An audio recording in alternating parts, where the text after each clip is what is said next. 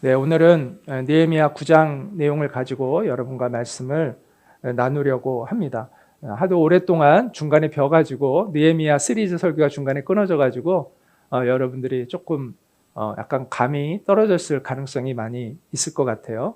자, 느헤미야가 이스라엘 백성들을 이끌고 이제 3차로 그 본토로 돌아와서 한 가장 중요한 일은 성벽 재건이죠. 그래서 물리적으로 성벽을 재건해서 사회의 안정과 질서를 유지하게 한 것이 첫 번째 한 일이고요. 자, 두 번째는 내부적인 개혁을 이루었는데 가장 중심이 되는 개혁은 예배 회복입니다. 성전의 예배 회복. 그래서 그거에 대한 내용을 다루었고, 이제 그러고 나서 그들이 이제 나팔절을 맞이하면서 나팔절은 이스라엘에게는 새해 첫날과 같아요. 종교력으로는 이스라엘의 종교력으로는 7월 1일인데 그날이 그들에게는 이제 종교력으로 7월 1일이 그들에게는 새해예요. 근데 그때 그들에게 임한 하나님의 부흥을 우리가 살펴보고 있습니다. 그래서 그 부흥이 지금 계속 연결되어져 오고 있는 내용인데 아까 말씀드린 대로 나팔절날 그들이 영적인 부흥을 이제 맞이하기 시작합니다. 그래서 에스라를 초청해서, 에스라는 율법 학자입니다. 그가 성경 말씀을 가르치죠. 그들이 그 말씀을 듣고 영적인 각성이 일어나게 됩니다. 그리고 그들의 삶이 얼마나 하나님에서 멀어져 있는가를 그들이 비로소 깨닫게 됩니다. 그래서 그들 가운데 다시 하나님의 기준으로 돌아가고자 하는 운동이 일어나게 됩니다. 그 시작이 무엇을 지키는 것이냐면 초막절을 지키는 것입니다. 하나님이 초막절을 지키라고 했는데 그동안 그들이 초막절을 지키지 않았던 것을 알게 되고 초막절을 지키기 시작합니다.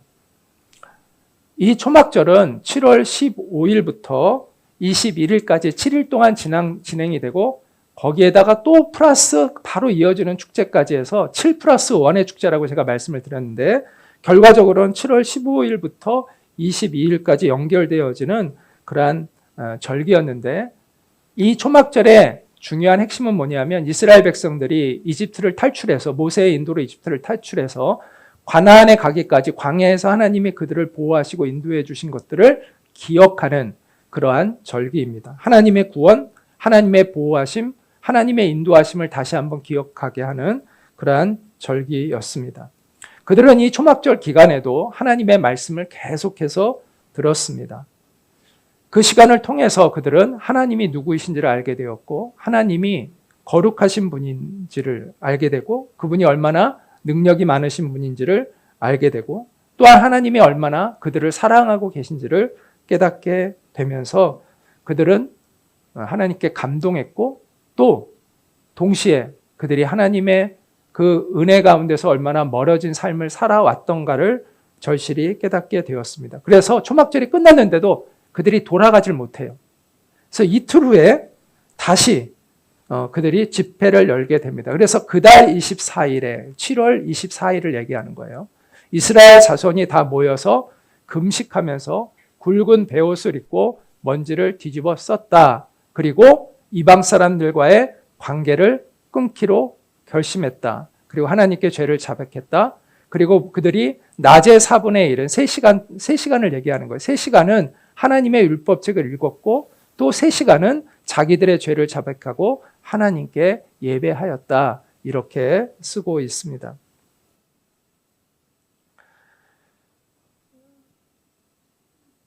그 빛이 어두움을 비치기 전까지는 어두운 곳에 사는 사람들이 어두움을 잘 모르고 지내잖아요. 그러다가 빛이 비추면 비로소 어두움을 알게 되고 또 먼지가 그 안에 얼마나 많은지도 알게 되고 비로소 이제 자각이 일어나게 되죠. 그러한 일들이 그들 가운데 있었다라는 것이죠. 바알과 아세라라는 우상들, 하나님이 아닌 헛된 우상을 섬겼던 그들의 죄들이 깨달아졌습니다. 정욕을 쫓아서 이방인들과 결혼하고 그들의 악한 풍속을 따라서 살았던 음란한 우상 숭배의 죄를 행했던 그들의 죄를 알게 되었습니다. 주님의 성전을 돌보지 않고 자신들의 편리함, 안락함만을 추구하면서 성전이 어떻게 되든 상관하지 않고 예배 중심의 삶에서 벗어나서 자기의 이기적인 욕심을 따라서 살았던 자신들의 삶을 돌아보게 되었습니다. 사회적 약자들을 무시하고 억압하고 착취했던 그들의 잘못들을 깨닫게 되었습니다. 거짓말로 남을 속이고 도둑질하고 이웃의 것을 탐내었던 그러한 죄들을 깨닫게 되었습니다. 남몰래 자기만 알고 있는 은밀한 죄들이 무엇인지를 그들은 깨닫게 되었습니다. 그래서 회개하고 슬픈 마음이 마치 큰 파도처럼 그들에게 밀려오기 시작했습니다. 견딜 수 없는 뉘우침이, 따라해 볼까요? 견딜 수 없는 뉘우침. 네, 그 뉘우침이 그들에게 몰려왔습니다. 이 견딜 수 없는 뉘우침이 부흥의 핵심이에요. 그 결과 그들은 금식했습니다. 그들이 얼마나 하나님 앞에서 회개하고 있는지를 표현하고 싶어서 금식을 했습니다. 그리고 굵은 베옷을 입었습니다. 우리가 장례식 때 우리가 베옷을 입듯이 그들이 애통하는 마음을 표현하기 위해서 붉은 베옷을 입었고 머리에 재를 뒤집어 썼습니다. 그래서 아까 얘기한 대로 낮에 4분의 1, 3시간은 하나님의 말씀을 낭독하는 것을 들었고 또 3시간 동안은 또 다른 3시간은 그 말씀으로 자신의 삶을 돌아보고 회개하고 새로운 삶을 결단하는 경배를 드렸습니다. 어떤 사람들은 자기가 스스로 편집한 이상한 성경책을 읽고 있는 것 같은 사람들이 있습니다. 그 성경책에 이렇게 자기가 좋아하는 구절만 밑줄 쳐놓고 그것만 중심으로 신앙생활을 하는 사람들이 있을 수 있죠. 자신이 생각하기에 옳다고 여겨지는 말씀만 믿고 자신이 생각하기에 흡족하게 여겨지는 성경 말씀만 믿고 살아가는 사람들이 있습니다. 그래서 내 마음대로 살아도 내가 구원받을 수 있다라는 그런 왜곡된 자기 복음을 만들어내고 그 왜곡된 자기 복음으로 위안을 삼으며 살아가는 사람들이 있습니다. 그런 사람은 하나님 나라의 백성이 아닙니다. 예수님께서 이렇게 말씀하셨죠. 같이 읽어볼까요? 시작. 회개하라, 천국이 가까이 왔느니라. 회개하라, 하나님이 다스리시는 삶의 세계가 너희 앞에 있다. 너희가 회개할 때 하나님이 너희의 인생을 통치하신다. 하나님의 천국이라는 것은 죽어서 가는 좋은 세상이 아니라, 다시 한번 강조하지만 하나님이 다스리시는 인생을 얘기하는 거예요. 하나님이 다스리시는 삶, 하나님이 다스리는 존재가 되는 것을 의미합니다. 회개하라, 하나님의 나라가 가까이 왔느니라. 하나님의 통치가 너희 앞에 있다. 너희가 회개할 때 하나님이 다스리시는 인생이 시작된다라고 예수님이 말씀하셨던 것이죠. 그런데 자신의 허망한 생각과 거짓된 희망을 가지고 하나님의 말씀을 자기 멋대로 재단하는 그러한 사람들이 있습니다. 그들은 회개할까요? 그들은 회개하지 않죠. 회개는 자신의 허망한 생각과 거짓된 희망을 내려놓고 하나님 앞에 정직하게 직면할 때 일어나는 일이 회개입니다. 그런 의미에서 회개는 인생의 기준을 바꾸는 거예요. 기준이 바뀌는 거예요. 내 생각, 내 바람, 그것이 내 인생의 기준이 아니라 하나님의 말씀이 내 인생의 기준이 되는 것을 의미합니다. 그래서 하나님의 기준에 맞추는 것을 회개라고 하는 거예요. 내 인생을 하나님의 기준점에 맞추어 가는 것을 회개라고 말하는 것입니다. 그래서 진정한 회개에는 항상 변화가 있어요. 삶이 변화될 수밖에 없고 새로운 결단이 있을 수밖에 없어요. 삶의 조정이 일어나요. 이스라엘 백성들이 진정으로 회개한 증거는 바로 그 결단과 그 조정에 있었습니다. 그래서 그들은 이런 결단을 내립니다. 같이 한번 읽겠습니다. 시작. 이스라엘 자손은 모든 이방 사람과 관계를 끊었다. 자, 여기서 우리가 잘 오해하지 않고 이해를 해야 돼요. 자, 무슨 얘기냐면 이것은 민족적인 우월주의를 가졌다는 것을 뜻하는 것이 아닙니다. 그리고 이방인들을 적대시했다라는 그러한 의미가 아닙니다. 여기서 이 말은 뭐냐면 관계를 끊었다라는 말은 그들을 차별하거나 그들을 적대시하거나 그들을 미워했다라는 의미로 해석하면 안 되고요. 이 말은 어떤 의미냐면 그들의 죄악된 그 문화와 단절했다라는 겁니다. 이스라엘 백성을 하나님으로부터 멀어지게 하고 하나님의 뜻에서 멀게 만드는 그 악한 풍속으로부터, 이방인의 풍속으로부터 그들이 그것을 끊어냈다라는 그러한 의미입니다. 거룩함의 회복을 의미하는 거예요. 쉽게 얘기해서. 그 당시 이스라엘의 문화 가운데는 영적 순결함을 더럽히는 우상 숭배, 음란한 문화가 가득했습니다. 그 바알과 아세라를 섬긴다는 게 뭐냐 하면요, 그 바알과 아세라의 성전에 간다는 것은 거기서 음란한 성적 행위를 하는 것이었어요. 거기에 창기들이 있어요. 그럼 거기 가서 성적인 흥분과 자극을 해요. 그들이 음란한 행위를 해요. 그러면 하늘에서 바알과 아세라가 자극을 해가지고 비를 내린다는 게 그들의 종교가 아니에요. 이방인. 그러니까 얼마나 음란했겠어요.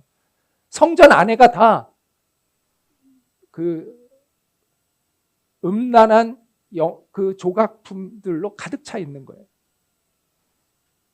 그래서 하나님이 사실은 그 땅을 이스라엘 백성들이 점령할 때 그 백성들을 다 멸하라고 하셨던 이유는 하나님이 잔인해서가 아니라 그 문화가 얼마나 악하고 앞으로 이스라엘이 그 문화에 얼마나 빠져들 것인지를 아셨기 때문에 그런 건데, 이스라엘 백성들이 불순종해서 남겨두잖아요. 그리고 결국은 그 문화에 동화되어 갔던 것이죠. 그래서 결국은 하나님 앞에서 패역을 행하다가 멸망을 당하기까지 했던 것입니다.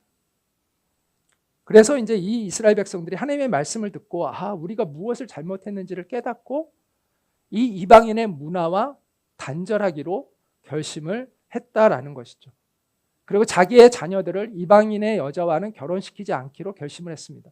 왜냐하면 그 혼인관계를 통해서 그 문화가 더 깊숙이 뿌리를 내려왔기 때문에, 그 자녀들에게도 그렇고. 그래서 그거를 끊기로 했던 것이죠. 우리가 건강을 회복하려면 악성 종양, 암세포가 생기면 그것을 제거해야만 회복이 되듯이 마찬가지로 이스라엘 백성들이 악한 풍속을 제거하지 않으면 거룩함을 회복할 수가, 영적인 생명을 유지할 수가 없었기 때문에 그렇게 하기로 했던 것입니다. 다시 말해서 이것은 이방인들에 대한 차별이나 억압이나 그들을 무시해서가 아니라 그들의 영적인 순결함을 지키기 위한 선택이었다라는 것을 우리가 올바로 이해를 해야 한다는 것이죠. 따라서 오늘날 우리의 상황에서 이것을 그대로 와서 적용시키는 것에는 그것은 조심해야 합니다. 영향력을 끼치려면 다가가야 돼요. 그래서 우리가 불신자들과 단절해서는 안 돼요. 우리는 불신자들과 함께 살아가야 돼요. 자, 그런데 그들과 접촉함으로 인해서 우리가 영적 순결을 잃어버리고 타락하고 변질된다면 문제는 달라지는 거예요. 그때는 이스라엘 공동체 안에 있었던 결심이 우리 안에 필요할 때가 있어요. 무슨 얘기냐면 내가 하나님 앞에 바로 서지 않은 상태에서 세상과의 문화 속에서 그냥 빠져들어가면 나도 죽고 그들도 죽는 거예요. 저에게도 그런 시간이 필요했어요. 제가 주님 앞에 새로운 인생을 살기로 결단했을 때가 대학교 1, 2학년 때인데,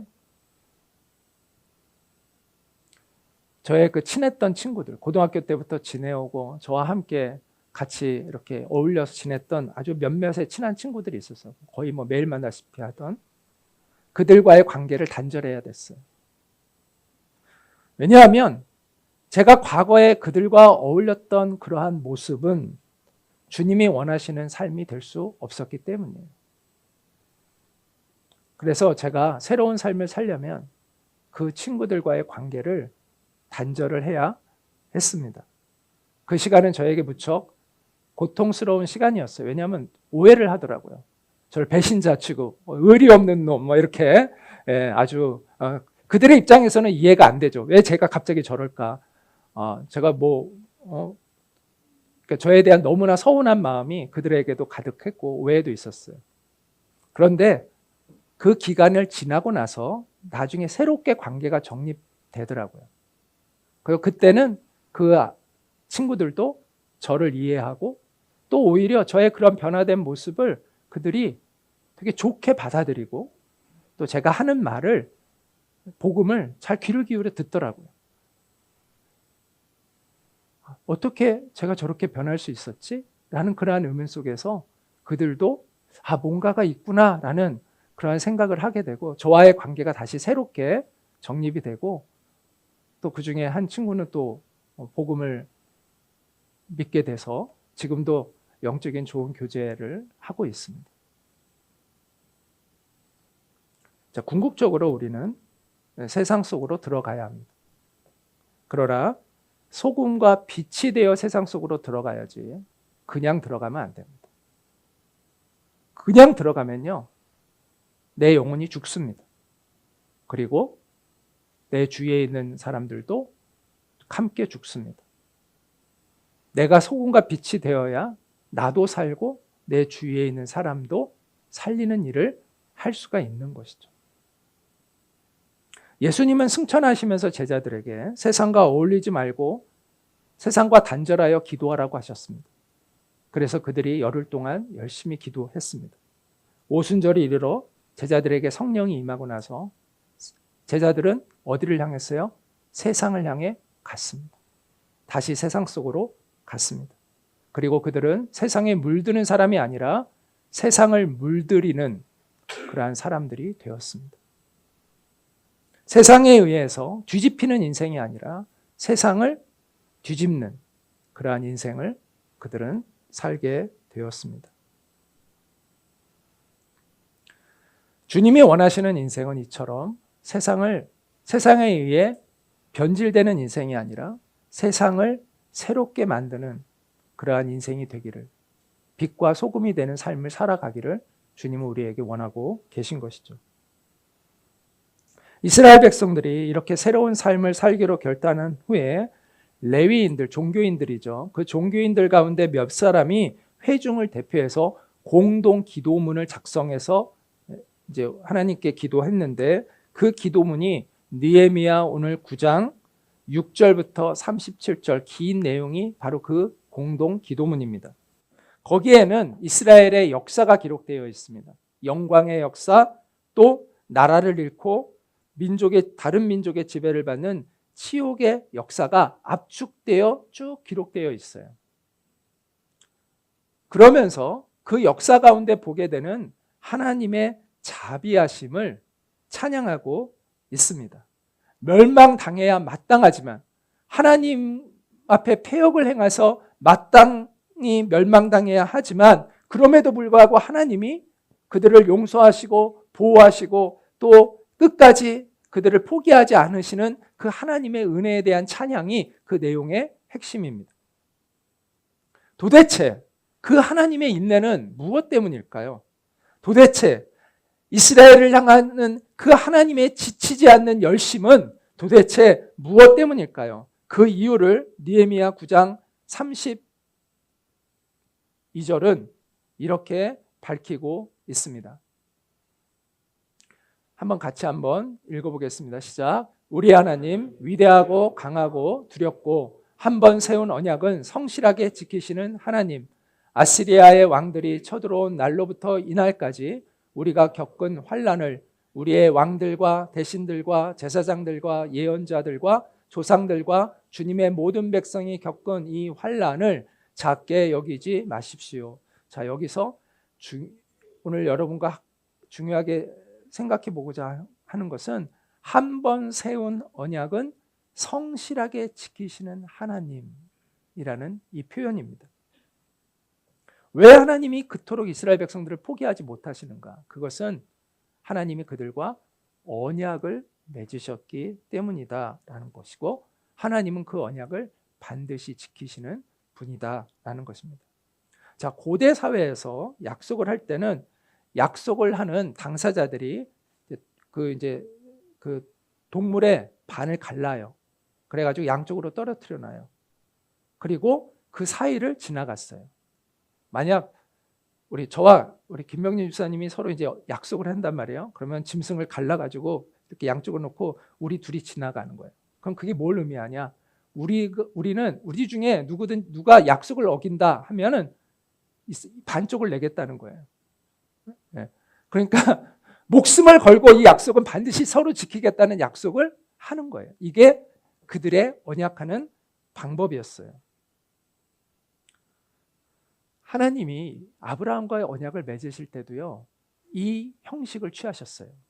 자, 그래서 성경에 보면 해가 져서 어두울 때 연기나는 화로가 보이며 타는 횃불이 쪼갠 고기 사이로 지나더라 라고 얘기하는데, 여기서 하나님과 아브라함이 함께 거기를 지나갔어요? 아니면 하나님만 지나갔어요? 하나님만 지나간 거예요.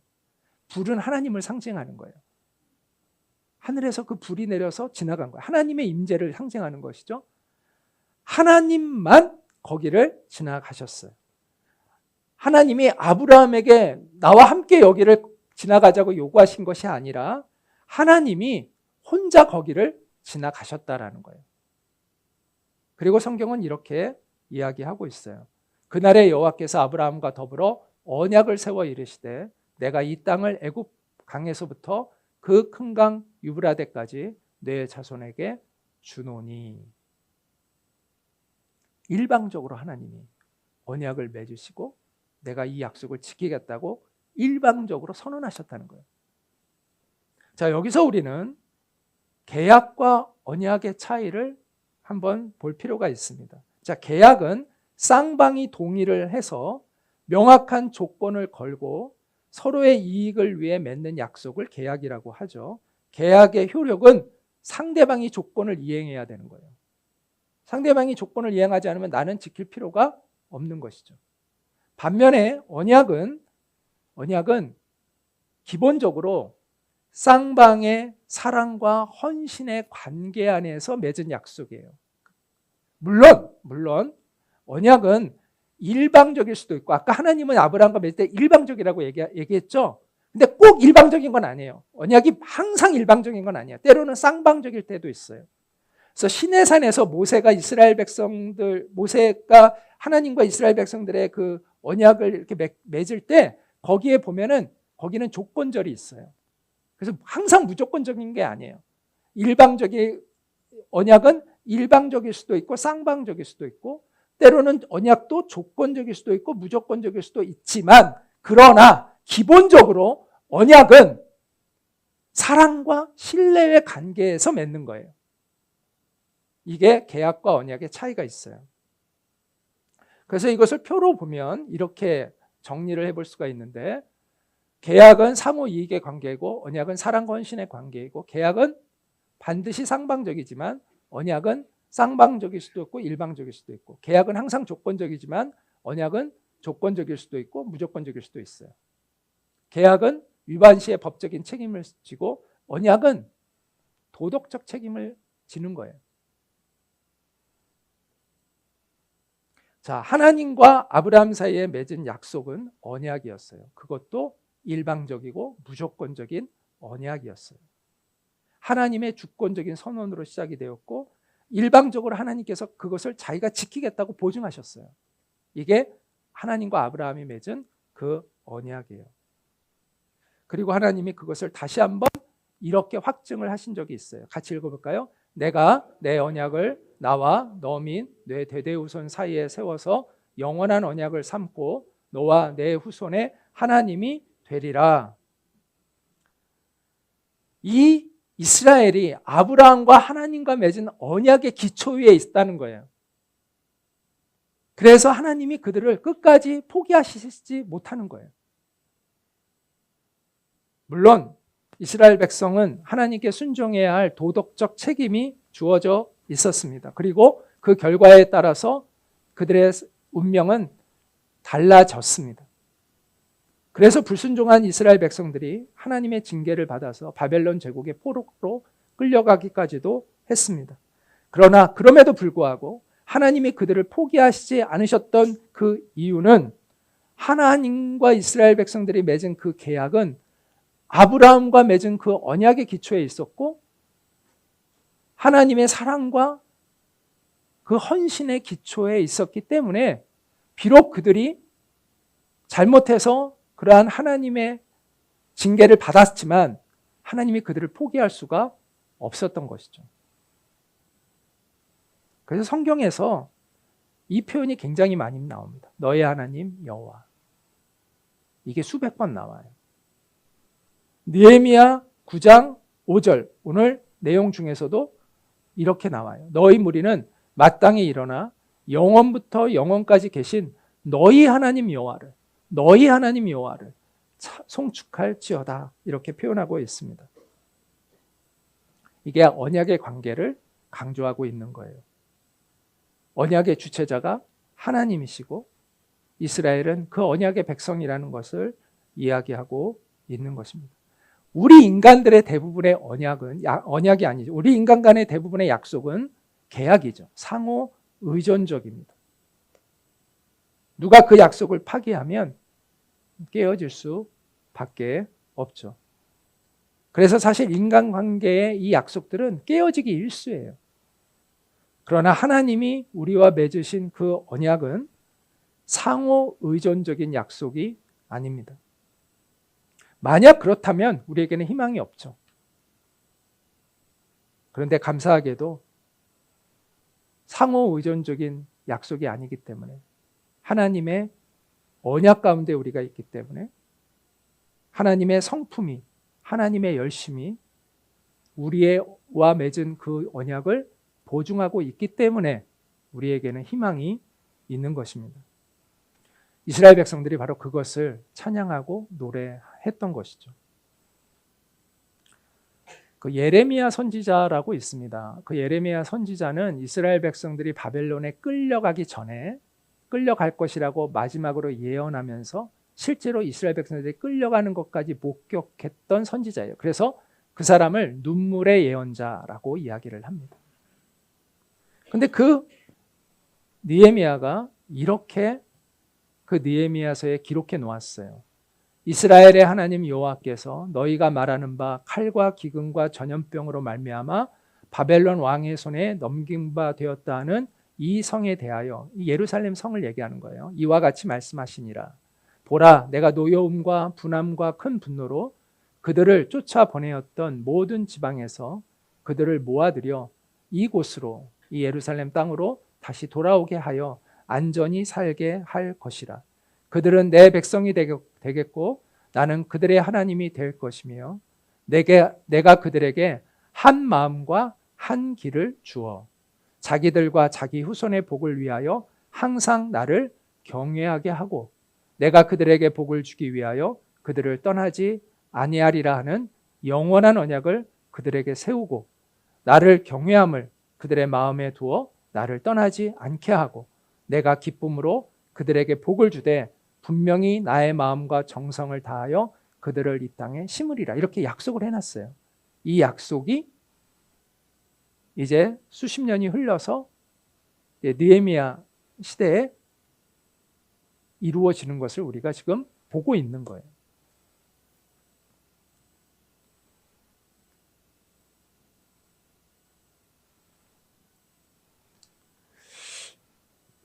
이 느헤미야 시대에 일어났던 그 놀라운 그 부흥의 역사를 살펴보면서 우리가 주목해 보아야 할 리더십은 변혁적 리더십입니다. 그 부흥이 지금 8장에서부터 지금 9장, 우리가 9장을 봤잖아요. 그리고 다음에는 이제 10장을 볼 텐데 이렇게 이어지고 있어요. 이러한 부흥의 역사는요, 인간의 노력으로 이루어진 것이 아니라 하나님이 친히 주도하신 일입니다. 그런데 느헤미야와 에스라의 이러한 리더십이 그 하나님의 부흥의 중요한 매개체가 되었던 것은 맞습니다. 자, 그런 차원에서 우리가 그 변혁적 리더십에 대해서 우리가 생각해 볼 필요가 있을 것 같아요. 변혁적 리더십은 한마디로 이런 리더십인데 같이 한번 읽어볼까요? 구성원의 내적 동기와 잠재력을 이끌어내어 조직과 개인의 변화를 촉진하는 리더십, 이렇게 변혁적 리더십입니다. 이 변혁적 리더십을 처음 언급했던 사람은 제임스 번스라는 그러한 정치 역사 학자인데 이 사람이 미국의 대통령들의 전기를 집필하면서 다양한 리더십을 주목하면서요, 리더십이라는 책을 썼습니다. 여기서 변혁적 리더십이라는 용어를 처음 언급을 하게 됩니다. 그래서 진정한 리더는 구성원의 욕구와 가치를 변화시키고 더 높은 수준의 도덕성과 헌신을 이끌어내는 역할을 해야 한다라는 것이 이 책에서 얘기하는 변혁적 리더십의 핵심이었습니다. 이 사람의 연구를 더 발전시킨 사람이 버나드 베스라는 사람인데, 이 사람이 1985년에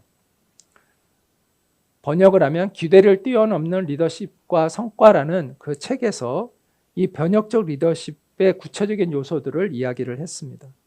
이 이후로 변혁적 리더십은 다양한 영역에서 정치 영역이나 비즈니스 영역이나 교육의 영역 등 다양한 분야에서 중요한 리더십으로 자리를 잡았습니다.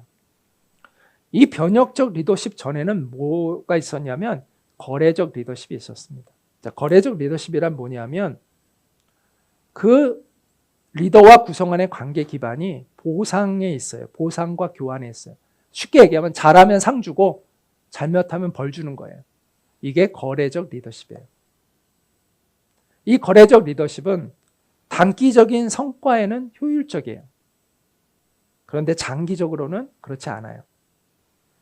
반면에 이 변혁적 리더십은 리더와 구성원 간의 그 관계 기반이 어디에 있냐면 동기부여, 상호 신뢰에 있어요.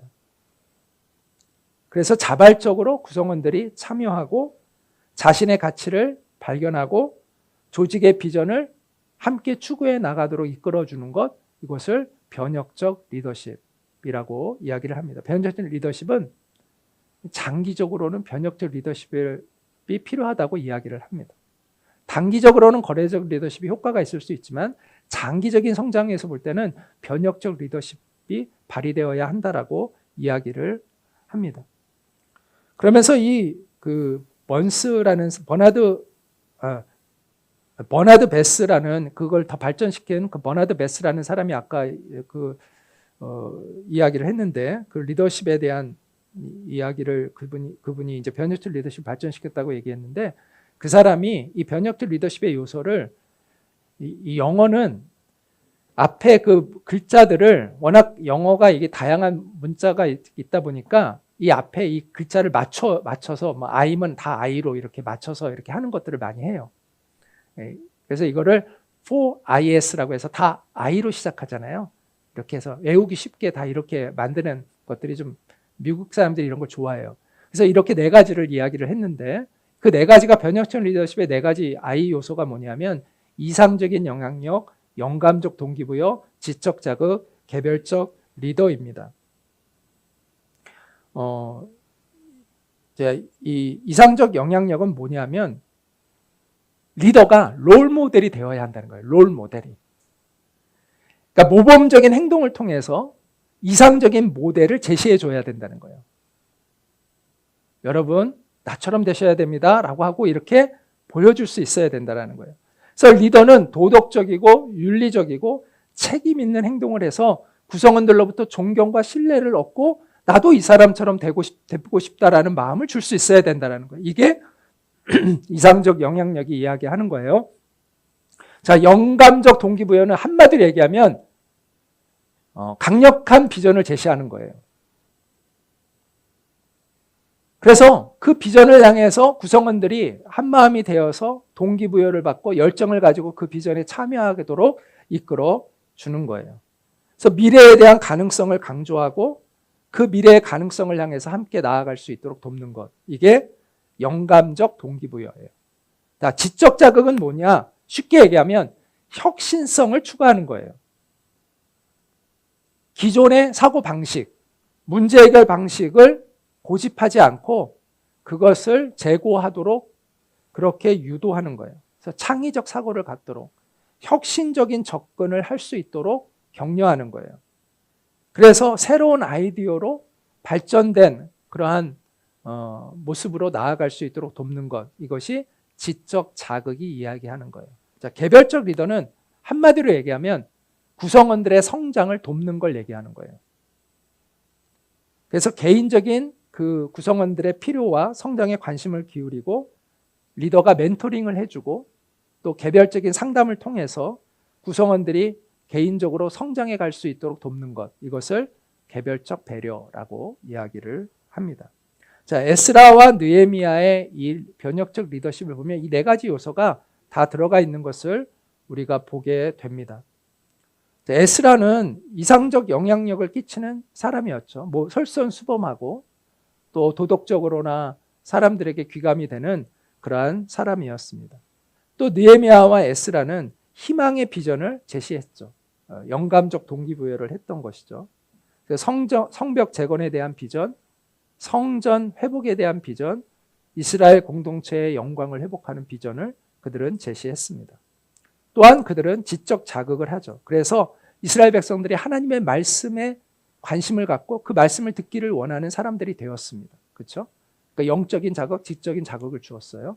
또 그 다음에 에스라가 그 말씀을 선포할 때 성경을 보면은 거기에 그 레위인들을 곳곳에 배치해서 이스라엘 백성들이 그 말씀을 이해할 수 있도록 도와줬다는 내용이 전에 우리가 살펴본 적이 있습니다. 이처럼 개별적인 배려를 통해서 그들이 그것을 이해하고 성장해 가도록 도왔습니다.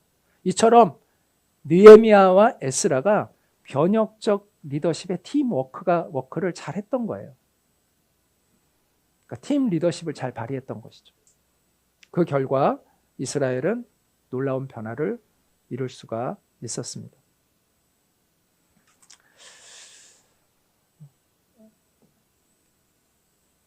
자, 이스라엘 백성과 하나님과의 관계가 언약의 관계이듯이 우리도 역시 하나님과 언약의 관계입니다. 우리는 이스라엘 백성이 아닌데 어떻게 언약의 관계를 맺게 된 거죠?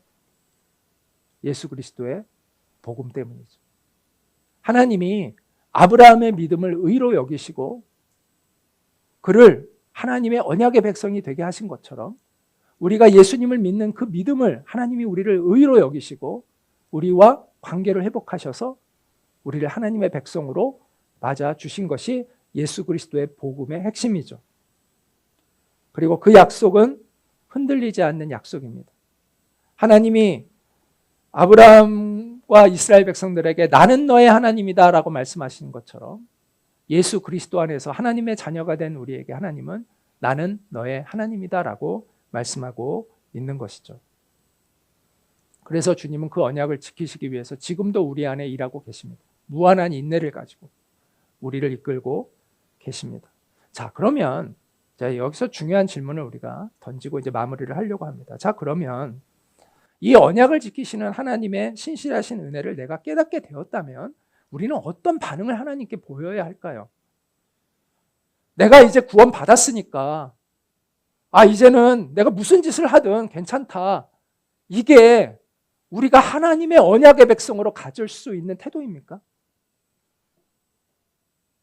그거는 이미 성경에 답이 나와 있어요. 로마서 3장과 5장에서 이 사도 바울이 오직 믿음으로 구원받는다는 것을 강조했던 사도 바울이 로마서 6장 1절에서 뭐라고 이야기를 하냐면 그러면 우리가 무엇이라고 말을 해야 하겠습니까? 은혜를 더하게 하려고 여전히 죄 가운데 머물러도 좋다는 말입니까? 그렇게 말할 수 있습니까? 지금 이런 질문을 이미 바울이 성경에 써놓고 있어요. 그러고 나서 바울이 뭐라고 얘기합니까? 한마디로 그럴 수 없습니다. 이게 결론이에요. 말도 안 되는 얘기예요, 이거는. 라는 것이 이미 결론입니다. 하나님의 은혜에 대한 우리의 올바른 반응은 돌이킴과 삶의 변화이어야 한다라는 것이죠. 느헤미야 시대에 이스라엘 공동체 가운데 임했던 부흥도 바로 그러했습니다. 우리가 진정한 부흥을 보잖아요. 그들의 삶의 결단이 있었고 변화가 있었고 회개가 있었고 삶의 변화가 나타난 것을 우리가 보게 되잖아요. 이게 진정으로 하나님의 은혜에 대한 반응이라는 것이죠. 더군다나 주님의 그 십자가의 피 묻은 복음 앞에 서는 우리는 더욱이 그러해야 하는 것이죠. 그토록 애절하고 숙연한 그 은혜 앞에서 우리가 그동안 살아왔던 패역한 인생을 계속해서 살겠다고 어떻게 우겨댈 수가 있겠습니까? 내가 최소한의 양심을 가진 인간이라면 어떻게 그런 파렴치한 주장을 우리가 계속할 수 있겠습니까? 그렇게 살지 못해서 마음 아파할 수는 있어도 우리가 그렇게 사는 것이 마땅하다고 어떻게 감히 말할 수 있겠습니까? 만약 그렇게 가르치는 사람이 있다면 그는 복음을 잘못 오해하고 있는 것이죠. 우리가 하나님 앞에 회개하고 돌이키면서 착각해서는 안 되는 것이 있습니다. 그게 뭔지 아세요? 우리가 회개했기 때문에 하나님이 우리에게 은혜를 베푸시는 것이 아닙니다. 여러분 착각하면 안 돼요. 우리가 회개했기 때문에 하나님이 우리에게 은혜를 베푸시는 것이 아닙니다. 하나님이 우리에게 은혜를 베푸시고 계시기 때문에 우리가 회개할 수 있는 거예요. 우리가 회개해서 하나님이 우리에게 은혜를 베푸시는 것이 아니라 하나님이 우리에게 은혜를 거두고 계시지 않기 때문에 우리가 회개할 수 있는 거예요. 그 기회가 우리에게 아직도 남아있는 거예요. 하나님의 은혜가 멈추면 회개도 멈춥니다. 하나님의 은혜가 멈추면 하나님께로 돌이키려는 우리의 선한 의지도 멈추는 거예요. 그러기에 우리의 구원은 하나님의 은혜에 의존되어 있는 것입니다. 여러분 안에 뉘우치는 마음, 돌이키는 마음이 있다면 하나님의 은혜가 여러분에게 있다는 것을 기억하시기 바랍니다. 그 은혜를 은혜되게 하시기를 바랍니다. 주님이 베풀고 계신 그 은혜를 여러분이 받아들이고 순종하고 회개하시기 바랍니다. 그것이 내 마음대로 잘 안 되기 때문에 그래서 우리는 기도하는 것입니다. 여러분 다른 많은 것들 그 기도 제목보다 뭐 이거 해주세요, 저거 해주세요, 나에게는 이게 필요합니다, 이런 기도보다 하나님 내가 하나님 앞에 올바로 서게 해주세요라는 그 기도를 가장 먼저 하시기 바랍니다.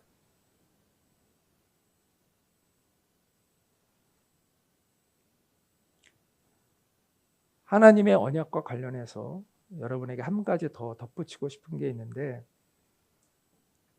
지금 제가 회개해야 된다고 이야기를 말씀을 드렸어요. 하나님의 은혜에 대한 올바른 반응은. 그런데 하나님의 백성의 참다운 능력은요, 그 이상을 추구할 때 있는 거예요. 회개 이상을 추구해야 된다는 거예요. 다시 말해서 하나님이 약속하신 그 부요한 은총을 누리는 것은 회개 그 이상을 추구할 때 누릴 수 있다는 거예요. 사도 바울이 에베소 교회 성도들에게 이렇게 기도를 합니다. 그들을 위해서 첫 번째는 하나님께서 지혜와 계시의 영을 주셔서 하나님을 알게 해달라고, 하나님을 알게 해주세요. 하나님을 알게 해주세요. 하나님을 인격적으로 친밀히 알게 해주세요 라고 기도합니다. 또 하나는 그들의 마음의 눈을 밝혀서 하나님이 부르신 소망이 무엇인지를 알게 해주세요. 또 성도 안에서 그 하나님의 그 기업, 하나님의 영광스러운 그 기업의 풍성함이 무엇인지를 알게 해주세요. 또 믿는 자에게 베푸시는 그 하나님의 능력이 얼마나 큰 것인지를 알게 해주세요. 이렇게 기도를, 네 가지를 알게 해달라고 기도합니다. 하나님에 대해서, 하나님의 부르심의 소망에 대해서, 하나님의 기업의 그 영광에 대해서, 그리고 믿는 자의 능력에 대해서 하나님 알게 해주세요 라고 이렇게 기도를 합니다. 안타깝게도 많은 성도들이 회개의 차원에 머무는 신앙생활을 하고 있습니다. 믿음의 위대한 진보를 이루어가지 못하고 육신의 정욕과 싸우면서 그냥 근근히 죄를 면하는 것으로 만족하는, 이 정도 삶은 다행이지 하면서 그냥 내가 심한 죄를 짓지 않는 것에 그냥 안주하는, 그것으로 다행이라고 생각하며 살아가는 그런 정도의 신앙생활을 하는 사람들이, 어떻게 보면 그 정도만 하는 것도 다행이죠. 그런 사람들이 많죠.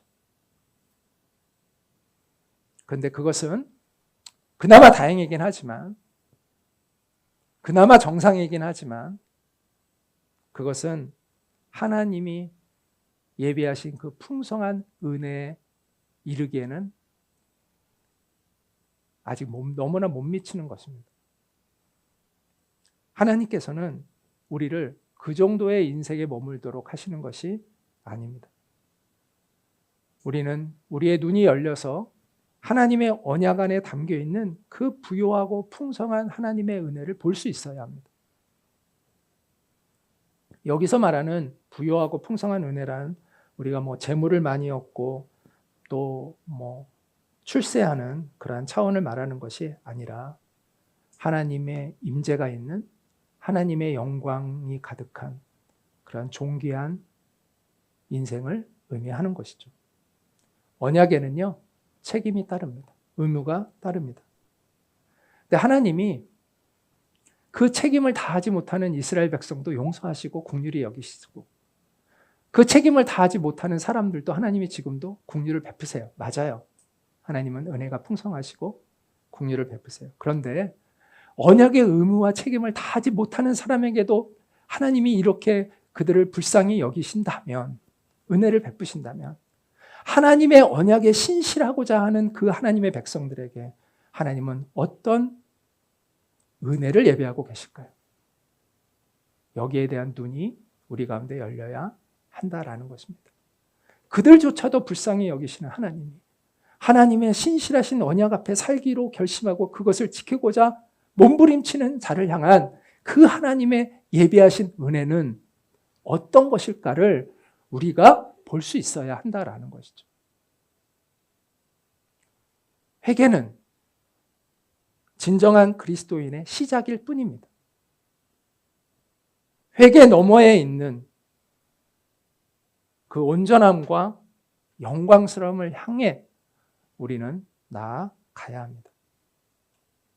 부욕케 하심과 풍성케 하시는 하나님의 그 놀라우신 은혜가 이끄는 영광스러운 인생을 향해서 나아가시기 바랍니다. 내 안에 고요한 평안함이 흐르고 무엇에도 얽매이지 않는 자유로움이 내 안에서 넘실거리고 충만한 기쁨이 샘솟고 세상을 이기는 능력이 드러나는 존귀한 인생을 살아가는 저와 여러분이 될 수 있기를 간절히 소망합니다. 그것이 위대하신 하나님과 맺은 언약의 백성들이 누릴 수 있는 특권이에요. 그리고 그것이 우리가 추구해야 할 믿음의 여정입니다. 우리 같이 잠시 기도하도록 하겠습니다. 우리 안에 신실하신 그 언약을 지켜나가시는 우리 하나님께 감사했으면 좋겠습니다. 그리고 그 하나님의 선하신 그 인도하심을 따라 나아가는 우리가 되고 정말 하나님이 기뻐하시는 그러한 존귀한 인생을 회복하는 우리가 될 수 있도록 주님 도와달라고 우리 이 시간 같이 잠시 기도하도록 하겠습니다. 기도합니다. 은혜로우신 하나님 아버지, 언약에 신실하신 우리 주님을 찬양합니다. 오늘도 우리와 늘 함께 하시고 우리와 우리의 곁을 떠나지 아니하시고 우리 안에서 인내하시며 우리를 용납하고 우리를 옳은 길로 이끌어 가시는 그 주님의 신실하신 열심에 우리가 감사와 찬양과 경배를 올려드립니다. 우리가 주님의 은혜 앞에 담대히 나아가며 주님이 우리를 기뻐하시는 아버지 그것을 향하여 담대히 나아갈 수 있는 우리가 될 수 있도록 믿음의 진보를 이루어 나갈 수 있는 우리가 되어질 수 있도록 주님이 도와주시기를 간절히 소망합니다. 하나님, 정말 영광스러움을 향하여 나아갈 수 있는 온전함과 영광스러움을 향하여 나아갈 수 있는 우리가 되어질 수 있게 하여 주시옵소서. 하나님의 그 풍성한 은혜의 세계로 나아갈 수 있는 우리가 되어질 수 있도록 주님께서 도와주시옵소서. 언약에 신실하신 하나님을 찬양합니다.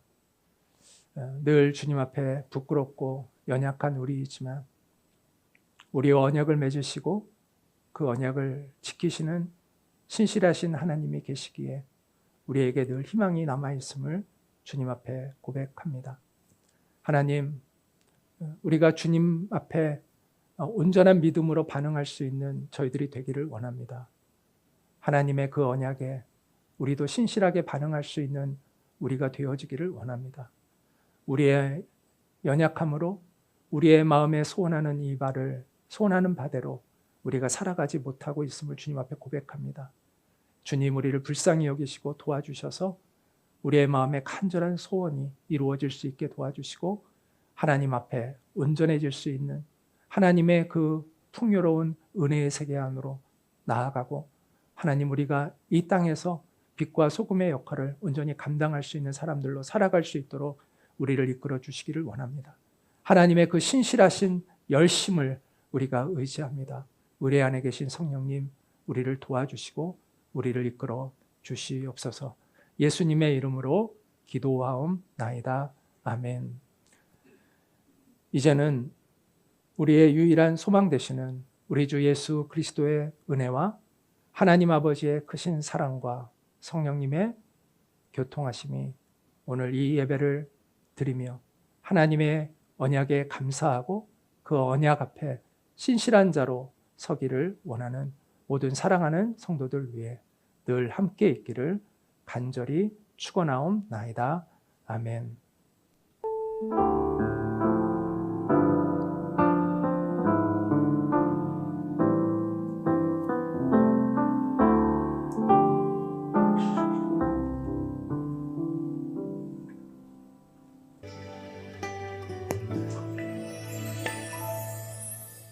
사람이 넘치기보다 사랑이 넘치는